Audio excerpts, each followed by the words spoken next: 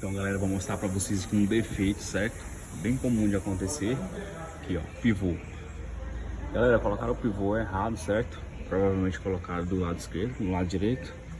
A curva dele aqui, ó, você pode ver, a curva dele tá pra trás, a maior tá pra frente, certo?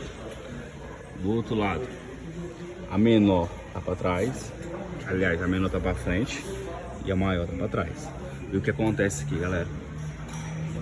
Tá pegando o parafuso, tá pegando aqui na manga de eixo, certo? Quando você esterça ele, que passa no quebra-mola, aí ele começa a rangir, faz um barulho mais esquisito. Então aí pra vocês verem, ó, se pôr o pivô certo aqui do lado, ó, a distância que fica, tá esterçado todinho. Isso é porque não tá alinhado ainda, né? Ó, não pega, viu, galera? Não pega. Então, bastante atenção.